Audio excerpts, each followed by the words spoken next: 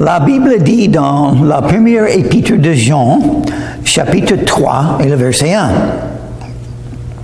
Voyez quel amour le Père nous a témoigné, pour que nous soyons appelés enfants de Dieu. Et nous le sommes. Si le monde ne nous connaît pas, c'est qu'il ne l'a pas connu. Deux choses importantes qui sont dites dans ce verset, au moins deux choses. Dieu nous aime. On ne peut pas comprendre la grandeur de l'amour de Dieu pour nous, les croyants en Jésus. Dieu le Père aime tellement son Fils, Jésus-Christ, que tous ceux qui croient en Jésus reçoivent aussi cet amour éternel de Dieu. Et nous sommes appelés les enfants de Dieu, les grands pécheurs, ceux qui étaient égarés de Dieu, éloignés de Dieu. Nous sommes maintenant les enfants de Dieu. C'est-à-dire, nous sommes les membres de sa famille spirituelle et nous vivrons éternellement avec Dieu grâce à Jésus et le fait qu'il nous aime. Mais le monde ne comprend pas cet amour que nous avons de la part de Dieu. Il ne nous comprend pas. Pour eux, c'est fou de croire en Jésus, de lire la Bible, de chercher une vie de prière. Et ils ne comprennent pas parce qu'ils ne sont pas spirituels, n'ont pas des pensées spirituelles, les pensées de la Bible, connaissent pas Jésus-Christ, donc ils ne nous connaissent pas. Ils ne connaissent pas Dieu, ils ne nous connaissent pas non plus, les gens de ce monde qui ne sont pas croyants. Bien-aimés, nous sommes maintenant enfants de Dieu. Et ce que nous serons n'a pas encore été manifesté. Il y a beaucoup plus, beaucoup mieux les choses qui seront manifestées grâce au fait que nous sommes des enfants de Dieu. La vie éternelle, le royaume des cieux, Jésus-Christ dans son retour. Beaucoup de choses qui seront manifestées que nous ne pouvons même pas penser. Mais nous savons que lorsqu'il paraîtra, nous serons semblables à lui parce que nous le verrons tel qu'il est. Oh, nous serons changés. Maintenant, nous sommes dans le corps, la chair, toujours. Et nous avons ce combat entre l'esprit et la chair. Mais ça va changer. Et quand? Quand Jésus revient. Il va tout changer. Tous les croyants seront comme lui, avec un corps glorifié, ressuscité. Un corps qui ne peut pas tomber malade. Un corps qui ne peut pas avoir faim. Un corps qui ne peut pas être faible, ni vieilli. Un corps qui va durer éternellement, comme Jésus. Étonnant ce que Dieu a préparé pour nous. Quiconque a cette espérance en lui se purifie, comme lui-même est pur. Donc, qu'est-ce qui doit être le résultat de connaître que Jésus a fait tout ça pour nous et il va faire encore plus pour nous? On va faire le bien. Dieu est saint.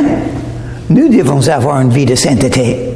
Qu'est-ce que c'est la volonté de Dieu pour vous et pour moi? Vivre une vie de sainteté. Faire ce qui est juste et bon. Faire le bien. Une vie de piété, de prière. Consacrée à Dieu et à Jésus. Une vie de foi, ça c'est la volonté de Dieu. Quiconque pratique le péché transgresse la loi. Et le péché est la transgression de la loi. Pourquoi Dieu a donné tous les commandements dans la loi? Il ne faut pas mentir, il ne faut pas tuer, il ne faut pas commettre l'adultère. Tout ça, pourquoi? Pour nous emmener à la vérité, que nous sommes vraiment des pécheurs qui ont besoin d'un sauveur. Et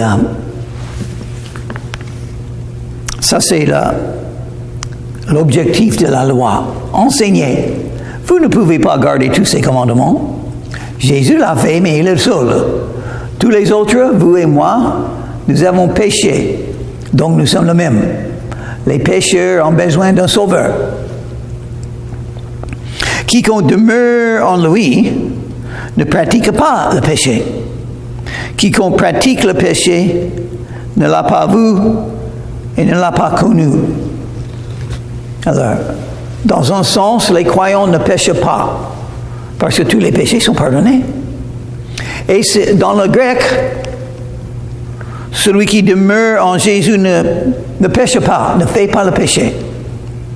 Et c'est dans le présent, dans le grec, et ça veut dire, il ne continue pas, il ne demeure pas dans le péché. Parce que quand on vient à Jésus, l'objectif est de faire le bien. Et souvent, on fait le bien. Pas parfaitement. Et on est toujours un pécheur, mais on ne continue pas dans le péché. Pas comme les non-croyants.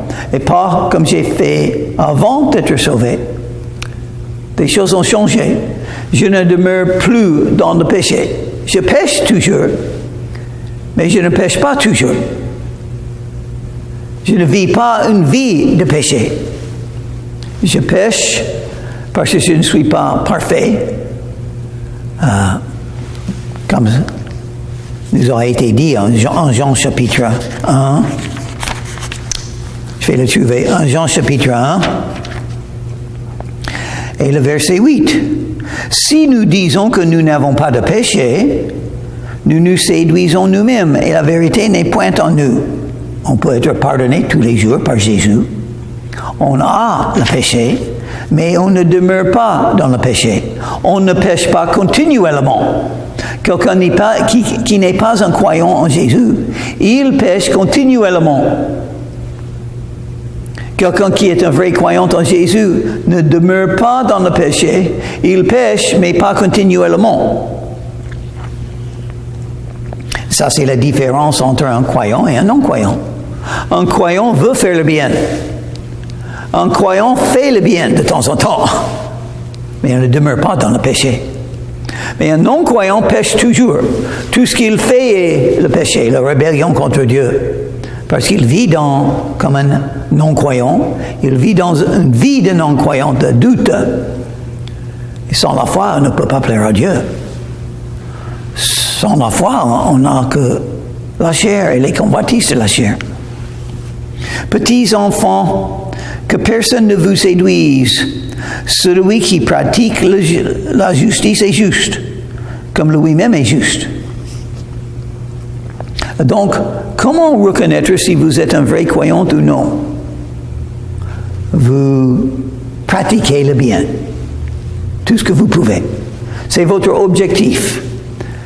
Faire le bien, faire ce qui est juste et droit, faire la volonté de Dieu. Et si vous n'êtes pas comme ça, selon la Bible, vous n'êtes pas un vrai croyant en Jésus. Pour venir à Jésus et invoquer son nom, il faut venir avec l'objectif de l'obéir, avec l'attitude de soumission. On est soumis à Jésus. On n'est plus rebelle. On veut maintenant le plaire, le suivre.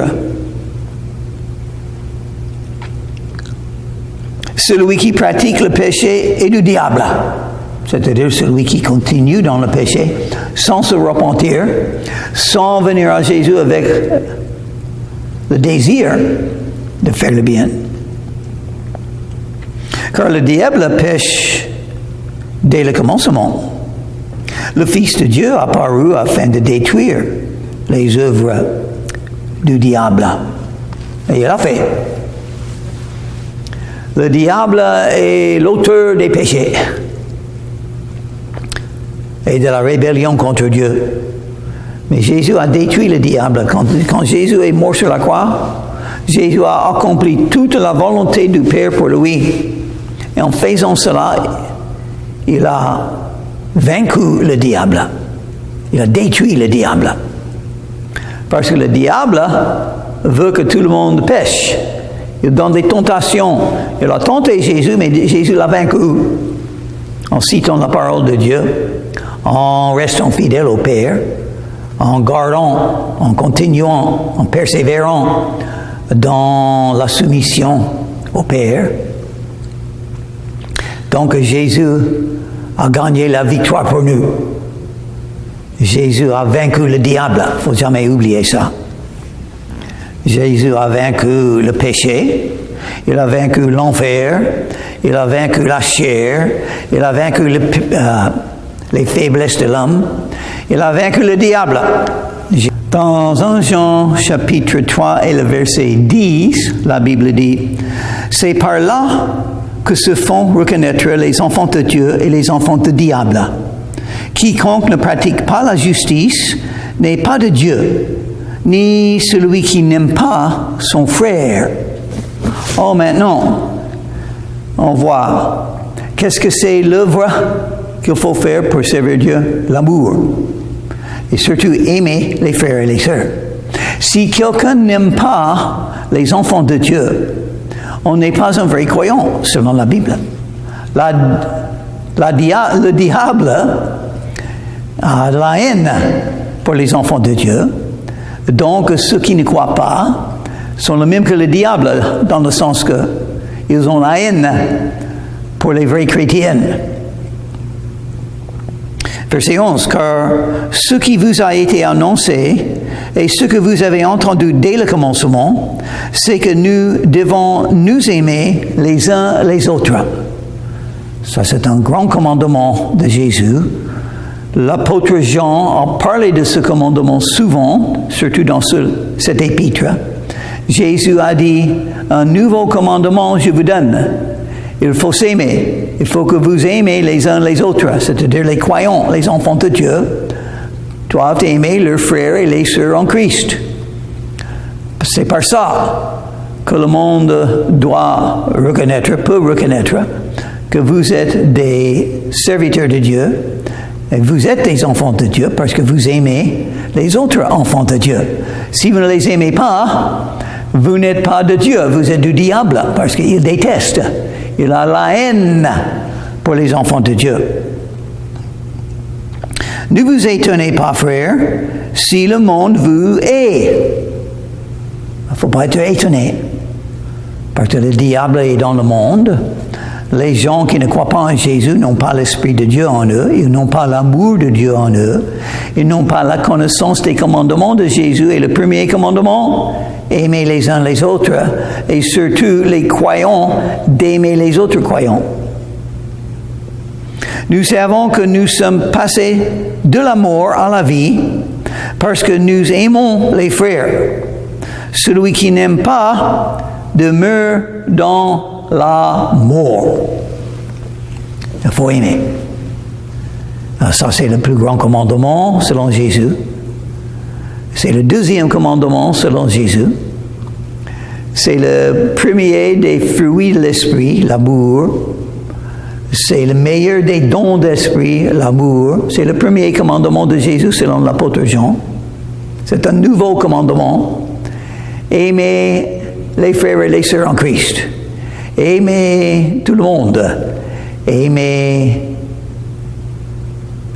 les ennemis même. Aimer.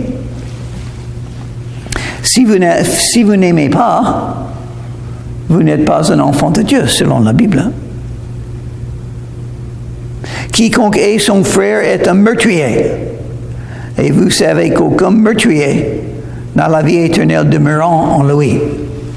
Ils sont très près l'un à l'autre. La haine et le meurtre. Une raison, il faut éviter la haine. Ça peut tuer facilement. La haine est horrible. La haine mène à d'autres péchés, surtout le meurtre. On peut être un tueur facilement si on a la haine. Mais si on a l'amour, on fera le bien envers ses voisins. Nous avons connu l'amour en ce qu'il a donné sa vie pour nous. Nous aussi, nous devons donner notre vie pour les frères. Qu'est-ce que c'est l'amour? Jésus est l'exemple là. Il a donné sa vie pour nous. Pourquoi Jésus est mort sur la croix? L'amour pour vous et pour moi et pour tous les pécheurs. Pourquoi le Père a envoyé Jésus de vivre une vie humaine et de mourir sur la croix de Calvaire? Pourquoi le Père a envoyé? L'amour. Jean chapitre 3, le verset 16.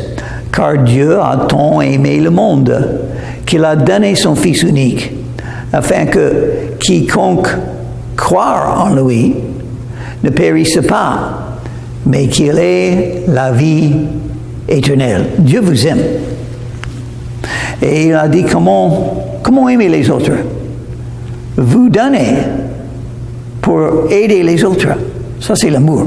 Aider les autres, c'est l'amour.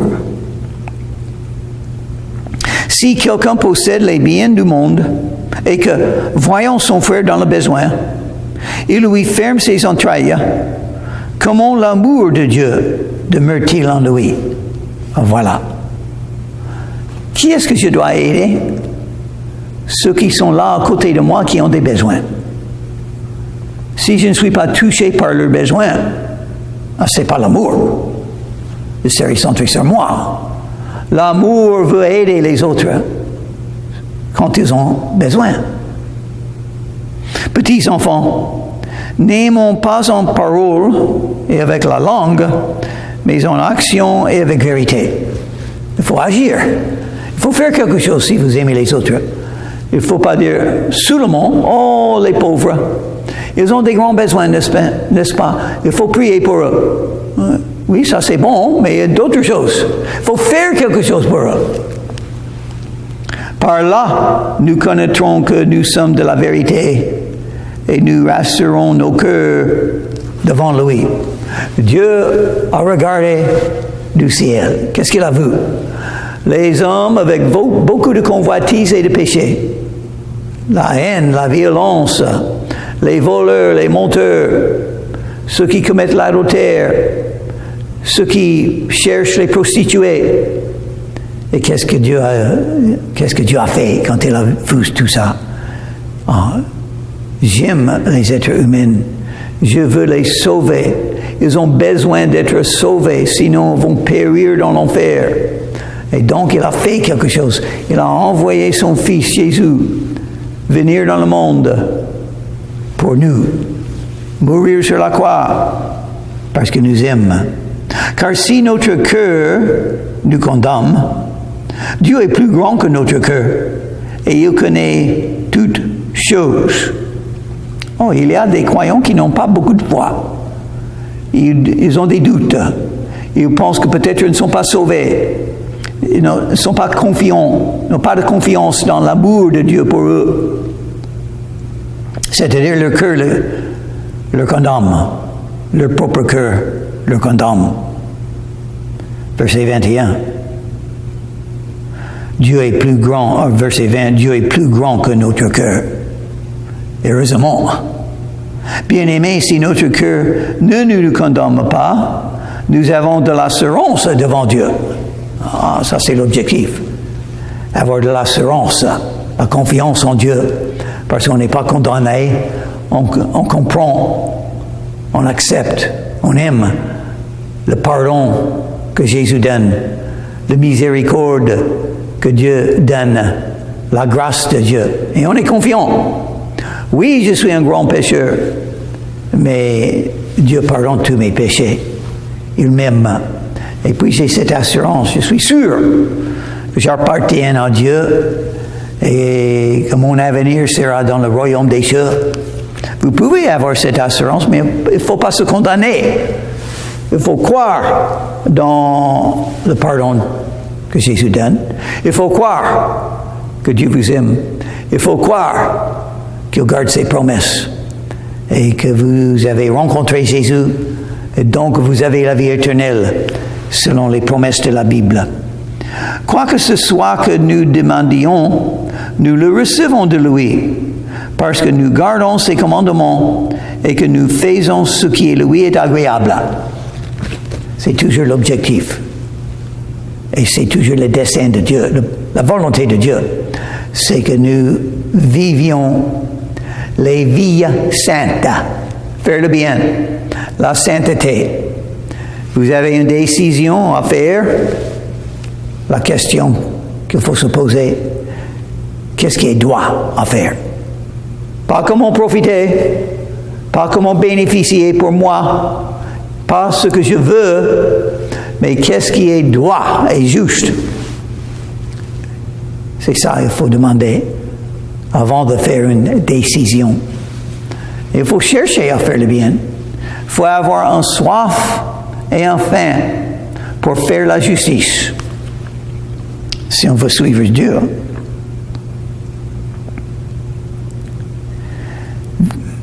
Verset 23. Et c'est ici son commandement, que nous croyons au nom de son Fils Jésus-Christ et que nous nous aimions les uns les autres selon le commandement qu'il nous a donné. Jésus a donné beaucoup de commandements, mais un commandement, l'apôtre Jean pense à ce commandement. Aimez-vous les uns les autres. Ça, c'est le commandement. C'est l'objectif. Aimer les autres croyants. Et aimer, ça veut dire aider quand ils ont besoin, si vous avez le moyen de le faire. Pourquoi Dieu vous a donné plus d'argent qu'il vous faut? Pour aider les autres, pour servir Dieu, pour trouver quelque chose à faire pour la gloire de Jésus-Christ. Celui qui garde ses commandements demeure en Dieu et Dieu en lui. Et nous connaissons qu'il demeure en nous par l'Esprit qu'il nous a donné. Si quelqu'un est vraiment venu à Jésus-Christ pour croire en lui, sa vie a changé. Il commence à faire le bien. Si quelqu'un ne fait jamais le bien, n'est pas un croyant en Jésus. On est appelé à faire le bien. Si vous gardez les commandements de Dieu, ça c'est une preuve que vous êtes un vrai croyant en Jésus. Les non-croyants ne peuvent pas les garder. Ils font leur péché jour après jour après jour. Ils cherchent le plaisir de la chair, les convoitises de la chair, sans frein. Ils courent pour trouver, pour satisfaire les convoitises de la chair, mais pas les croyants. Une chose, on obéit Dieu, on est soumis à Jésus. On n'est pas en rébellion. Une chose, là c'est une chose. On fait le bien, on garde les commandements. La deuxième chose, nous connaissons qu'il demeure en nous par l'Esprit qu'il nous a donné. Jésus, et qui est nous? Tous les croyants. Qu'est-ce que Jésus a donné à tous les croyants? L'Esprit. Qu'est-ce que ça veut dire? Le moment, l'instant, le jour que vous êtes venu à Jésus pour invoquer son nom, pour croire en lui, Jésus est entré en vous et en même temps, l'Esprit de Dieu est entré en vous. Vous avez l'Esprit de Dieu. L'Esprit de Dieu vous enseigne. L'Esprit de Dieu manifeste Jésus à votre cœur. L'Esprit de Dieu vous guide. L'Esprit de Dieu est là, en vous, déjà, si vous croyez vraiment en Jésus-Christ. Et vous avez cet esprit. Il parle. Il manifeste. Il instruit l'Esprit de Dieu en vous. Bien-aimés, n'ajoutez pas foi à tout esprit, mais éprouvez les esprits. Chapitre 4, le verset 1. Pour savoir s'ils sont de Dieu. Car plusieurs faux prophètes sont venus dans le monde. C'est-à-dire, il faut faire attention. C'est pas tout le monde qui ouvre la Bible, qui lit la Bible, qui enseigne. C'est pas tous ceux qui sont des bons enseigneurs de Dieu. Quelques-uns sont des faux enseigneurs.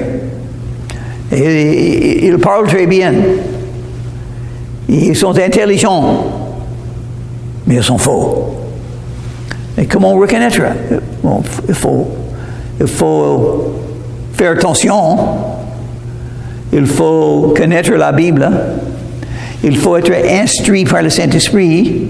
Et vous allez reconnaître les faux. Reconnaissez à ceci l'Esprit de Dieu. Tout esprit qui se déclare publiquement pour Jésus-Christ venu en chair est de Dieu. La doctrine de Jésus-Christ. Jésus-Christ est venu, ça veut dire il existait avant qu'il est venu. Il a quitté le ciel, il est venu selon la chair, c'est-à-dire il est né d'une mère. Elle s'appelle Marie. Il avait une mère pour venir dans le monde. Jésus existait avant de venir dans le monde, mais il est venu dans le monde par le moyen de Marie. Il faut enseigner ça. La Vierge. Jésus est venu par la Vierge. C'était prophétisé dans l'Ancien Testament. C'était annoncé par l'ange à Marie. Et c'est une partie importante de la Bible. Jésus-Christ, Jésus. Et même, où se trouve d'où est venu le nom Jésus? Avant que Marie a eu l'enfant, l'ange a dit à Marie, cet enfant, il faut lui donner le nom de Jésus, parce qu'il sauvera son peuple de ses péchés. Donc, croire en Jésus-Christ veut dire croire en Jésus comme sauveur. Et Jésus de Nazareth, parce que c'est là où il habitait. Il est né à Bethléem, mais un peu plus tard, il se trouvait à Nazareth avec Marie et Joseph. Et c'est Jésus de Nazareth, le juif de Nazareth. Jésus-Christ. Le mot Christ veut dire le Messie. Jésus est le Messie, prophétisé dans l'Ancien Testament par tous les prophètes, par Moïse. Jésus est le Messie qui devait venir, il est venu. Il va venir une deuxième fois dans l'avenir.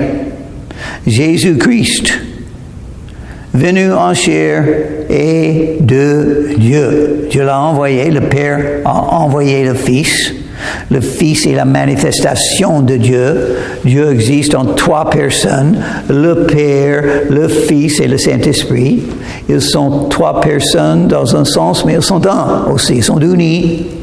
Un seul Dieu, mais qui se manifeste en trois personnes. C'est ce que la Bible enseigne. Et tout esprit qui ne se déclare pas publiquement pour Jésus n'est pas de Dieu. C'est celui de l'Antéchrist, dont vous avez appris la venue et qui maintenant est déjà dans le monde.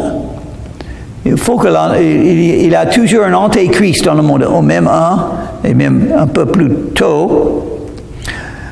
Jean a écrit qu'il y a plusieurs Antéchrists. Il y a plusieurs Antéchrists. Comme ça, nous savons que c'est la dernière heure. Le fait qu'il y a plusieurs Antéchrists, qu'est-ce que c'est un Antéchrist? Quelqu'un qui est contre le Christ. Et ça veut dire contre Jésus. Et si on ne dit pas publiquement, je crois en Jésus, une valeur du baptême de l'eau, on peut le dire publiquement.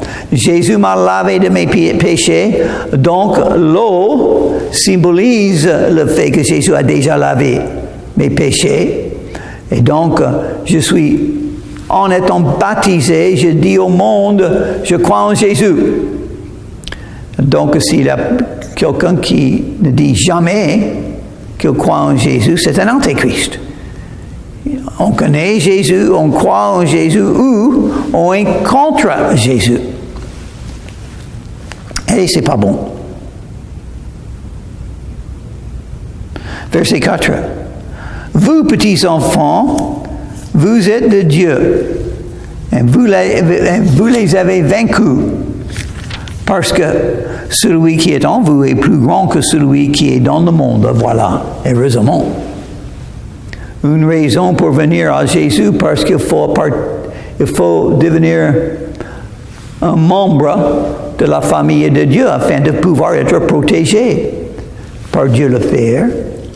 Sinon, vous allez périr. Il n'y a que l'enfer ou le paradis. Lequel est-ce que vous voulez? Si vous avez du sens, si vous êtes intelligent, vous allez choisir le paradis, n'est-ce pas? Si vous rejetez Jésus et le paradis qu'il vous offre, vous êtes en train de dire, oh, moi, je préfère l'enfer. C'est pas bon. Il faut avoir peur de l'enfer, d'être poussé un petit peu à venir à Jésus pour être sauvé de l'enfer, sauvé de vos péchés, sauvé du pouvoir du diable. Jésus est le vainqueur parce qu'il est tout-puissant. Tout pouvoir m'a été donné, Jésus a dit. Ça veut dire qu'il a le pouvoir sur le diable, sur tous les démons, sur toutes les ténèbres spirituelles. Jésus a le pouvoir. Eux, ils sont du monde. C'est pourquoi ils parlent d'après le monde. Et le monde les écoute. Eux, qui c'est eux? Les antéchrists. Ils ont des idées qui sont acceptées et aimées par les non-croyants, les antéchrists. Et pas pour nous. Il y a une grande différence entre les philosophies, les idées des gens non-croyants et les idées et les croyances des gens croyants. Une grande différence. Nous sommes de Dieu. Celui qui connaît Dieu nous écoute. Celui qui n'est pas de Dieu ne nous écoute pas. C'est par là que nous connaissons l'esprit de la vérité et l'esprit de l'erreur. C'est votre choix. Vous pouvez avoir la vérité, qui est Jésus. Sinon, vous serez dans l'erreur, le mensonge, ce qui n'est pas juste, ce qui n'est pas vrai. L'un ou l'autre. Jésus ou l'autre. La vérité ou le mensonge. Donc c'est bien de venir à Jésus. C'est bien de connaître la vérité que Dieu a manifestée au monde. Une lumière. Jésus est la lumière. Et parce qu'il dit ce qui est vrai. C'est pourquoi Jésus est appelé la parole de Dieu. Parce que Jésus est la lumière, vous pouvez échapper des ténèbres si vous venez à Jésus. Donc il faut le faire. C'est très facile. Une prière simple à Jésus, mais sincère. À Jésus, et vous serez sauvés. Parce que la Bible dit dans Romains chapitre 10 et le verset 13, « Quiconque invoquera le nom du Seigneur sera sauvé. »